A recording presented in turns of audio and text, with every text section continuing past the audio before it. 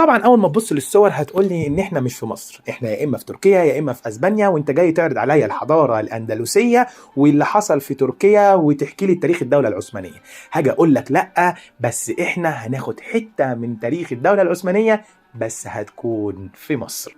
في البداية كده وأول ما تيجي تخش القصر اللي قدامك هتلاقي مكتوب كده بالخط العريض من فوق خالص: أنشئ هذا القصر على يد محمد علي باشا، نجل المغفور له الخديوي محمد توفيق، إحياء للفنون الإسلامية وإجلالا لها. التقسيمة كده تبدأ من أول ما تخش الباب، هتلاقي إن في سرايا الاستقبال. سرايا الاستقبال هتبقى عندنا متكونة من 2 طابق.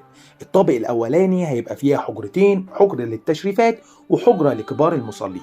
كبار المصلين هنا اللي كانوا بيجوا يصلوا الجمعة مع الأمير محمد علي. بعد كده نيجي نخش على الطابق الثاني وهتلاقي فيه قاعتين. القاعة اللي على اليمين هي القاعة الشامية، والقاعة التانية وهي القاعة المغربية. عايز اقول لك ان انت اول ما تخش سرايا الاستقبال دي هتحس نفسك ان انت بيه ابن بيه ورايح تقابل حد من كبار اعيان البلد، وهو دخلك القاعة الملكية علشان تستناه فيها. بس عايز اقول لك من جواك اوعى تنسى ان انت كحيان. عايز اقول لك ان انت اول ما تخرج من سرايا الاستقبال على ايدك اليمين هتلاقي برج الساعة، وهتلاقي ليها شبيه تاني أسسه عباس حلمي الثاني. ولو حد عارف مكانها فين الساعة اللي هو أسسها عباس حلمي الثاني يا ريت يكتب لنا في التعليقات. ولكن انت لو مشيت شوية بعد برج الساعة هتلاقي مسجد صغير، ومجرد ما تبلع الكوتشي وتبدأ تخش جوه هتلاقي تحفة معمارية ليس لها مثيل ولم ترى مثلها من قبل. خلصت المسجد وخدت لك كام صورة وعملت لك كام فيديو، هتبدأ ان انت تخرج من المسجد وهتلاقي فيه الممر ده ما كانش فيه المقتنيات بتاعة الامير محمد علي، ولكن تم تحويل الممر الى شيء يشبه المتحف داخل القصر.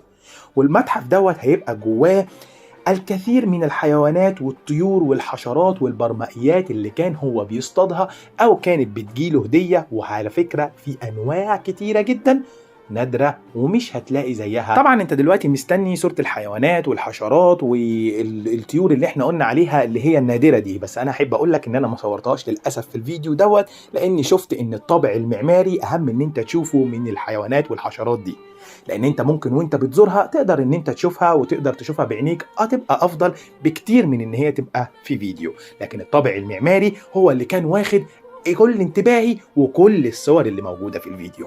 هنبدأ نخش على قاعة النافورة، وقاعة النافورة نسبة إلى النافورة اللي موجودة في النص، والنافورة هي من الرخام والألاباستر. ولو رفعت عينك فوق شوية ناحية السلم كده هتلاقي جده محمد علي باشا موجود بصورة كبيرة جدا، وفوقيه نص قرص الشمس اللي كان في الوقت ده بيمثل شعار الإمبراطورية العثمانية. دخلنا على القاعة اللي بعد كده وهي قاعة سرايا العرش. وقاعة سرايا العرش أول ما تخش فيها هتلاقي حكام مصر كانوا موجودين فيها، من أول عباس حلمي الثاني لغاية الصورة اللي في النص في آخر الممر خالص صورة محمد علي باشا. آخر قاعة معانا وهي القاعة الشتوية، والغريب في القاعة الشتوية إن هي القاعة الوحيدة اللي ليها شبابيك وبتطل على القاعة. كانت مزينة بالكثير من أبيات الشعر لابن النحوي. ركز كده معايا في الأبيات واسمع الراجل ده كان بيحب الشعر ازاي وبيحب الفنون ازاي. اشتدي أزمة تنفرجي، قد أذن لليلك بالبلج، وظلام الليل له سرج حتى يخشاه أبو السرج، وإذا اشتاقت نفس وجدت ألم للشوق المعتلج.